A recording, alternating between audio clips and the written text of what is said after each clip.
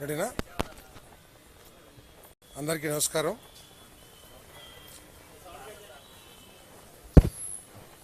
Okay, గత 9 రోజుల నుంచి Vijayawada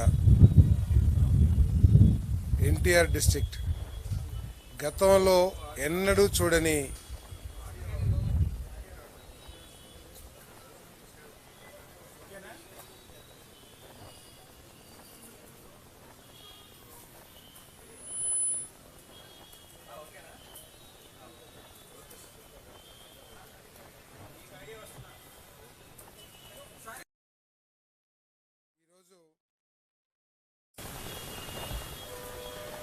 talk of the nation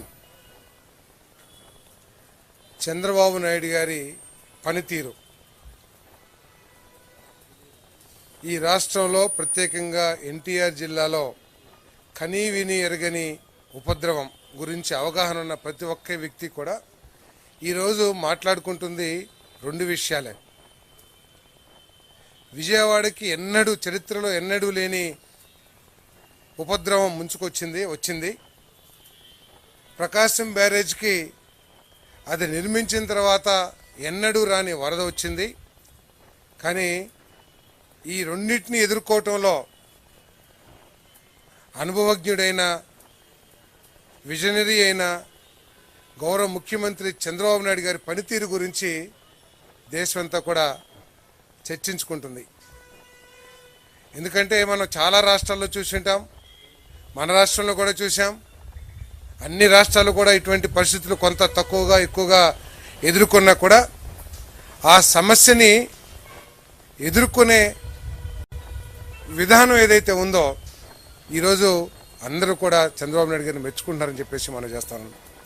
అంటే ఇటువంటి కష్టకాలంలో ఎవరినో పొగడటం గురించి మాట్లాడటం కాదు, కానీ ఈ ఉపద్రవాన్ని ఎదుర్కోవటం కోసం ఆయన పడ్డ ఈ వరద ప్రారంభమే ఉంటూ ఇక్కడ సహాయ కార్యక్రమాలని పర్యవేక్షించడం జరిగింది. మొదటి అధికార యంత్రాంగాన్ని కానివ్వండి, ప్రతి వార్డుకి ఒక మినిస్టర్, ఒక ఐఏఎస్ ఆఫీసరు, ఒక జిల్లా అధికారి, ఒక సచివాలయం అధికారిని ఏర్పాటు చేసి సహాయ కార్యక్రమాలని అనునే ప్రతి క్షణం కూడా పర్యవేక్షిస్తూ ప్రజలు ఎదుర్కొన్న సమస్యలకి పరిష్కారం చూపించింది ప్రభుత్వం అని చెప్పేసి మనం చేస్తాను. ప్రజలు తీవ్ర ఇబ్బందులు పడ్డారు. గతంలో ఎప్పుడు కూడా ఇంత ఇబ్బందులు పడ్డ పరిస్థితులు అయితే మాకైతే జ్ఞాపకం లేవు. ప్రతి గ్రౌండ్ ఫ్లోర్లో ఉన్న ప్రతి ఇల్లు దాదాపు 140-120 సచివాలయ పరిధిలో చాలా ఇల్లు గ్రౌండ్ ఫ్లోర్లో 6 అడుగుల లోతు 5 అడుగుల లోతు నీళ్లు ప్రవహించి మరి వారి జీవనాన్ని అతలాకుతలం చేసిన పరిస్థితులు మనం కూడా చూసాం. వాళ్ళు చాలా భయాందోళనకు గురయ్యారు. ఏమైపోతుందో అర్థం కాని పరిస్థితి. ఒకరోజు వస్తే సరే రేపు తగ్గిపోతుంది అనుకోవచ్చు, రేపు తగ్గకపోతే ఎల్లుండి తగ్గిపోతుంది అనుకోవచ్చు, కానీ 5-6 రోజులు ఇటువంటి పరిస్థితి ఉంటూనే మరి టీవీల్లో వాతావరణం గురించి అక్కడ ఉధృతమైన భారీ వర్షాలు, ఒక మోస్తరు వర్షాలు, మళ్ళీ అల్పపీడనం, ఇటువంటి వార్తలతో ప్రజలందరూ కూడా మరి చాలా భయాందోళనకు గురయ్యారని చెప్పేసి మనం చేస్తానని.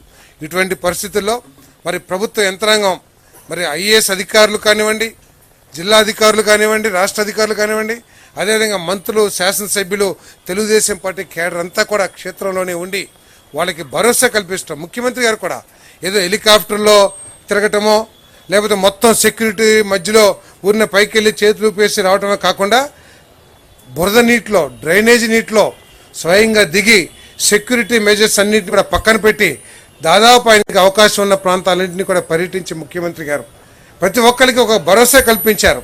మీరు కష్టాల్లో ఉన్నారు, మిమ్మల్ని ఆదుకుంటాం నా బాధ్యత, నా ప్రభుత్వం మీకు అన్ని విధాలు కూడా అండగా ఉంటుంది, ఈరోజే కాదు వరద అయిపోయిన తర్వాత కూడా అని చెప్పేసి ఒక నమ్మకాన్ని కలిగించారని చెప్పేసి కూడా ఈ సందర్భంగా మనవి చేస్తాను. ఎక్కడన్నా ఈ సహాయ కార్యక్రమాలు అందటంలో ఎక్కడైనా తప్పులు దొరికినా వాటిని సమీక్షించుకుంటూ, ఎక్కడన్నా తప్పులు మరీ ఎక్కువగా జరిగితే వాళ్ళని మందలించుకుంటూ వారు మరి అన్నిటినీ కూడా సక్రమంగా పర్యవేక్షించడం జరిగిందని చెప్పేసి మనం చేస్తాను.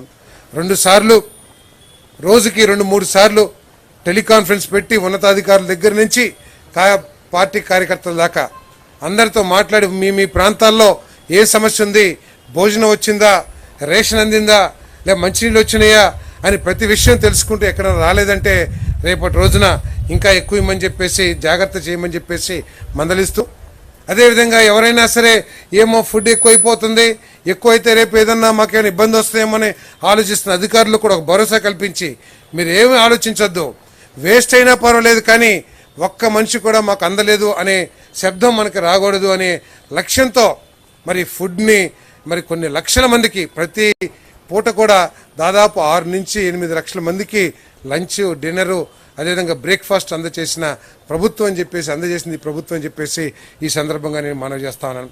అదేవిధంగా ఎప్పుడు అనేక సార్లు వచ్చిన ఇటువంటి వరదలు, కానీ గతంలో ఎన్నడూ లేని విధానాల్ని ఈరోజు మనం ఆచరించామని చెప్పేసి మనం చేస్తాం. ఎక్కడికైతే యంత్రాంగం చేరుకోలేకపోయిందో, ఎక్కడికైతే బోట్లు కూడా వెళ్ళలేని పరిస్థితి ఉందో, ఎక్కడైతే వాహనాలు వెళ్ళలేని పరిస్థితి ఉందో అక్కడికి డ్రోన్స్ని కేంద్ర ప్రభుత్వంతో మాట్లాడి డ్రోన్స్ని తెప్పించి డ్రోన్స్ ద్వారా అక్కడ పరిస్థితుల్ని బేరీజు వేసుకుంటూ, డ్రోన్స్ ద్వారా ఫుడ్ని చేరవేస్తూ, అదేవిధంగా హెలికాప్టర్ల ద్వారా కూడా దాదాపు 55 నుంచి 70 టన్నుల దాకా ఆహార పదార్థాలని మరి చేరలేని ప్రాంతాలకి చేరవేస్తూ మరి వినూత్నంగా మరి కొత్త తరహాగా అంటే ప్రజల సమస్యలకి పరిష్కారం చూపించాలి, ప్రజలకు ఒక భరోసా కల్పించాలనే లక్ష్యంతో పనిచేసిందని చెప్పేసి ఈ సందర్భంగా మనం చేస్తామని. మరి మనందరికీ తెలిసిందే, ఈ వర్షాకాలంలో విష జ్వరాలతోనే చాలామంది ఇబ్బంది పడుతున్న మనకి పరిస్థితులు తెలుసు. మరి అటువంటి పరిస్థితుల్లో శానిటేషన్ కోసం ఒక లక్ష్యంగా, ఒక టార్గెట్గా, ఒక సిస్టమేటిక్గా మరి బృందాలను ఏర్పాటు చేసి దాదాపు 4-5 వేల మందిని అనేక ప్రాంతాల నుంచి అవసరమైతే కొత్తగా మరి డైలీ వేజెస్ మీద పెట్టి కానీ వాళ్ళు 5,000 మందిని వినియోగించి శానిటేషన్ పరిస్థితులు, శానిటరీ పరిస్థితులు మెరుగుపరచని కూడా కృషి చేశారని చెప్పేసి మనం చేస్తా ఉన్నాం. అంతేకాకుండా ఎక్కడా చేయని విధంగా దాదాపు 100-120 ఈ ఫైర్ వెహికల్స్ ఏదైతే ఉంటాయో వాటిని తీసుకొచ్చి ఇల్లు కూడా శుభ్రం చేసే కార్యక్రమం ఈ ప్రభుత్వం చేసింది. ఎప్పుడు ఎక్కడ జరగని కార్యక్రమం అని చెప్పేసి మనం చేస్తాను. ఈ వాహనాలతో రోడ్లని క్లీన్ చేస్తాం కానివ్వండి, మరి అదేవిధంగా మరి గృహాలను కూడా, ఎందుకంటే 4-5 రోజులు ఉండటం మూలంగా డ్రైనేజ్ వాటర్ కానీ లేకపోతే వరద నీళ్లు కానివ్వండి లోపలికి వెళ్ళటం మూలంగా మట్టి పెరిగిపోయి వాళ్ళు అసలు ఏం చేసుకోవాలని దిక్కుతోచని పరిస్థితుల్లో ఈ వాహనాల ద్వారా వాటన్నిటి ఇళ్లను కూడా క్లీన్ చేసే పరిస్థితి చేశారని చెప్పేసి కూడా ఈ సందర్భంగా తెలియజేస్తా ఉన్నాను. మరి ఈ విధంగా ప్రభుత్వం చిత్తశుద్ధితో పనిచేస్తూ ఉంటే మరి ప్రతిపక్షం బురద పాములు బురదలో ఉన్నట్లు బురద రాజకీయాలు చేయడానికి కృషి చేస్తాం. చాలా శోచనీయం అని చెప్పేసి మనం చేస్తాం. అడపా ఎక్కడ తప్పులు దొరలొచ్చు, లేకపోతే కొంతమందికి ఏదైనా సహాయ కార్యక్రమాలు అందకపోవచ్చు. వాటన్నిటినీ ప్రజల సమస్యల పరిష్కారం లక్ష్యంతో పనిచేయాలి తప్పితే ప్రతిపక్షం ఇటువంటి కెలామిటీ సందర్భంలో కేవలం బురద జల్లటం కోసమే ప్రయత్నం చేశారని చెప్పేసి మనం చేస్తాం.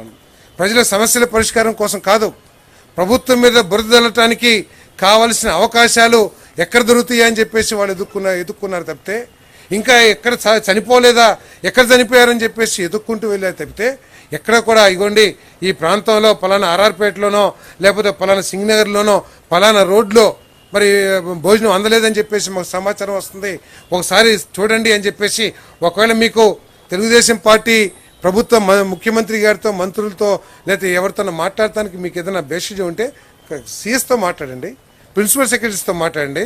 అంతేకాని కేవలం బురద జల్లేసేసి మేము ఏదో సాక్షి మీడియాలో వచ్చి దాన్ని చూసి ఆనందపడతాం, ఇది దిగజారుడు రాజకీయం అని చెప్పేసి కూడా ఈ సందర్భంగా తెలియజేస్తా ఉన్నాను. నేను ఈరోజు ఈ ఉపద్రవానికి ఎక్కువగా బాధ్యత వహించాల్సింది 5 సంవత్సరాలు పరిపాలన చేసిన వైఎస్ఆర్ కాంగ్రెస్ ప్రభుత్వం అని చెప్పేసి మనం చేస్తాను. ఎందుకంటే ఇరిగేషన్ కానివ్వండి, డ్రైనేజీ వ్యవస్థను కానీ పూర్తి నిర్లక్ష్యం చేసి ఎంతసేపు తనకు తోచిన తనకు నచ్చిన విషయాలనే ప్రజల్లో గొప్పగా చెప్పుకుంటూ పోయారు తప్పితే ఒక రాష్ట్రాన్ని కానీ రాష్ట్ర పరిపాలనకు కానివ్వండి, రాష్ట్ర అభివృద్ధికి కానివ్వండి, లేకపోతే రాష్ట్ర భవిష్యత్తుకు కానివ్వండి ఎటువంటి చర్యలు తీసుకోవాలనే ఆలోచన లోపంతో వాళ్ళు పరిపాలన చేశారు. కాబట్టి ఈరోజు అటువంటి సమస్య వచ్చిందని చెప్పేసి మనం చేస్తాను. చెప్పండి, సముద్రంలో కలిసేది కొల్లేరు ద్వారా, ఉప్పుటేరు ద్వారా సముద్రంలో కలుస్తుంది వరదంతా కూడా. ఎప్పుడైనా ఈ 5 సంవత్సరాల్లో అక్కడ తూడి తీయటానికి కానీ అక్కడ సిల్ట్ తీయటానికి కానీ ఏ రోజైనా ఒక ₹1 కోటి ఖర్చు పెట్టారని చెప్పేసి అడుగుతా ఉన్నాను. బుడమేరు డీసిల్టింగ్ కానివ్వండి, తూడి తీస్తానికి కానీ ఎప్పుడైనా ఖర్చు పెట్టారని అడుగుతా ఉన్నాను నేను. మరి కృష్ణా జిల్లాలో డెల్టా ప్రాంతంలో ఇరిగేషన్ కాలువలు ఎంత ముఖ్యమో అదేవిధంగా డ్రైనేజ్ కాలువలు కూడా వ్యవసాయ రంగానికి అంతే ముఖ్యం. ఎక్కడైనా సరే డ్రైనేజీలు శుభ్రం చేస్తానికి కానీ, క్లీన్ చేస్తా డీసిల్టింగ్ చేస్తానికి కానీ, లేకపోతే తూడికాడు తీస్తానికి కానీ ఎప్పుడైనా ఆలోచన చేశారా? డబ్బులు ఖర్చు పెట్టారా అని చెప్పేసి అడుగుతా ఉన్నా నేను. మరి ఇటువంటి వాటి మూలంగా ఈరోజు ఇటువంటి సమస్య వచ్చింది. మరి బుడమేరు ఎంత కుంచుకుపోయిందో ఒకసారి ఆలోచన చేయండి. ఆ రోజు మీ ప్రభుత్వంలో ఉన్నప్పుడు అవన్నీ కూడా కబ్జాకు గురవుతుంటే ఎప్పుడైనా మాట్లాడారా అని చెప్పేసి అడుగుతా ఉన్నాను. ఇష్టం వచ్చినట్లు పోలవరం కాలువ పక్కన ఉన్న మట్టిని కానివ్వండి, లేదు బుడమేరు పక్కన ఉన్న మట్టిని కానివ్వండి తవ్వుకుంటా ఉంటే చూస్తూ ఉన్నారు తప్పితే భవిష్యత్తులో వచ్చే సమస్యల గురించి ఎప్పుడైనా మాట్లాడారని చెప్పేసి నేను అడుగుతా ఉన్నాను. ఇవన్నీ కూడా ఈ తప్పుల నుంచి ప్రజల దృష్టిని మరల్చడానికి ఇటువంటి బురద రాజకీయాలు చేస్తారని చెప్పేసి కూడా నేను ఈ సందర్భంగా తెలియజేస్తాను. భగవంతుడి దయవలంగా మరి కొంచెం ఈ వరద ఉధృతి చాలా వరకు తగ్గింది. చాలా ప్రాంతాల్లో నీళ్లు కూడా తగ్గిపోయినాయి. మరి ముంపు కూడా తగ్గిపోయింది. ఇప్పుడు బాధ్యత ఏంటంటే ప్రభుత్వానికి ఏదైతే ముఖ్యమంత్రి గారు సమీక్షిస్తున్నారో, పర్యవేక్షిస్తున్నారో శానిటేషన్ ప్రతి చోట్ల కూడా చాలా బాగా చేస్తున్నారని చెప్పేసి ప్రజలందరూ కూడా చెప్తున్నారు. ఎక్కడైనా కూడా జరగకపోతే వాటిని సరిచేసుకుంటానికి ప్రభుత్వం సిద్ధంగా ఉంది. వెంటనే చర్యలు తీసుకుంటానికి కూడా ప్రభుత్వ అధికారులు సిద్ధంగా ఉన్నారని చెప్పేసి మనం చేస్తా ఉన్నాం. అదేవిధంగా ఎన్యూమినేషన్ ఇప్పుడంతా ప్రజలు, నేను కృష్ణలంకలో పొద్దు నుంచి తిరుగుతా ఉన్నా, నేను అందరూ కూడా బాధలో నుంచి కొంచెం బయటకు వస్తూ ఆ బాధలో కూడా ఈ ప్రభుత్వం మాకు భరోసా కల్పించింది, ఈ ప్రభుత్వం మమ్మల్ని ఆదుకుంటానికి ప్రయత్నం చేసింది అనే నమ్మకంతో, అభిప్రాయంతో ప్రజలందరూ కూడా ఉన్నారని చెప్పేసి మనం చేస్తా ఉన్నాం. వాళ్ళంతా కూడా నమ్మకంతో ఉన్నారు. రాబోయే రోజుల్లో శానిటేషన్ పట్ల కానివ్వండి, వాళ్ళకి నష్టపరిహారాన్ని అందించడంలో కానివ్వండి ప్రభుత్వం న్యాయం చేస్తుందని చెప్పేసి వాళ్ళు నమ్మకంతో ఉన్నారు. వాళ్ళందరికీ కూడా భరోసా కల్పిస్తుంది ప్రభుత్వం. ప్రతి ఒక్కరికి కూడా నష్టపరిహారం అందించడం లక్ష్యంగా ఏదో అరకొరగా చేసేసి మేము చేసేసామని ప్రచారం చేస్తానికి మేము సిద్ధంగా లేం. ప్రతి ఇంటిని కూడా మరి నష్టపోయిన ప్రతి ఇంటికి మరి నష్టపరిహారాన్ని అందించాలని చెప్పేసి ఈ ప్రభుత్వం కృషి చేస్తుందని చెప్పేసి నేను మనవి చేస్తా ఉన్నా. నేను మరి ప్రాథమిక అంచనా ప్రకారం దాదాపు 2,40,000 నుంచి 2.5 లక్షల దాకా గృహాలు నష్టపోయాయని చెప్పేసి అంచనా వేస్తా ఉన్నారు. ఇంకా ఎక్కువగా ఉన్నా కూడా ఎటువంటి సమస్య లేదు. మరి వీటన్నిటినీ కూడా ఎన్యూమరేట్ చేస్తానికి 1,700 టీంని ఈ ప్రభుత్వం ఏర్పాటు చేసిందని చెప్పేసి మనం చేస్తాను. ప్రతి టీంలో కూడా మరి deputy tahsildar, revenue inspector, welfare assistant, ఒక పోలీస్, వీళ్ళందరితో ఒక టీం ఏర్పాటు చేసి ప్రతి సచివాలయానికి ఒక ఐఏఎస్ అధికారి, ఒక డిస్ట్రిక్ట్ స్థాయి అధికారి, దానికి తోడు ప్రజాప్రతినిధుల్ని పర్యవేక్షించడానికి ఏర్పాటు చేసి ప్రతి చోట కూడా ఎన్యూమరేషన్ ట్రాన్స్పరెంట్గా చేయమని చెప్పేసి మరి ఒక యాప్ కూడా ఏర్పాటు చేసింది ప్రభుత్వం.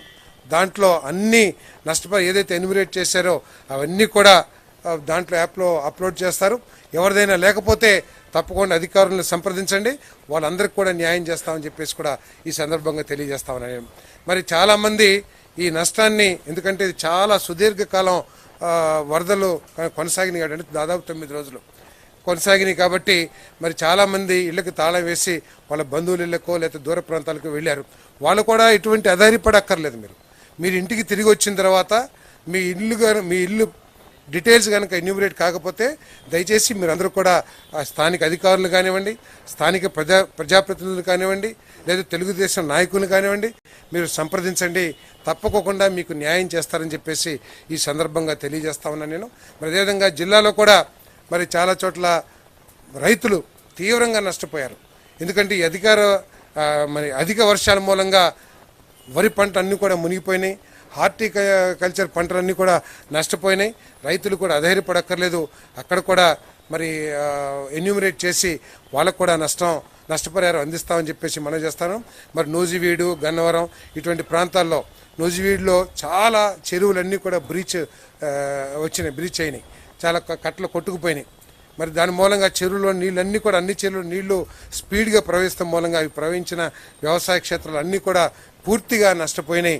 వాళ్ళందరికీ కూడా న్యాయం చేస్తామని చెప్పేసి కూడా మనం చేస్తామని. అదేవిధంగా గన్నవరంలో బుడమేరు పొంగి కొన్ని వేల ఎకరాల్లో, ముదినేపల్లి కైక్లూరు కాన్స్టిట్యున్సీ, అదేవిధంగా పోలవరం కాన్స్టిట్యున్సీలో 2 గ్రామాలు పూర్తిగా మునిగిపోతే వాళ్ళందరూ కూడా మరి సురక్షిత ప్రాంతాలకు తరలించడం. ఇతర జిల్లాలో కూడా, నార్త్ ఆంధ్రలో కూడా నష్టం జరిగింది. అవన్నీ కూడా ముఖ్యమంత్రిగా సమీక్షిస్తున్నారు. వాళ్ళందరికీ కూడా న్యాయం చేస్తారని చెప్పేసి మనం చేస్తా ఉన్నాం.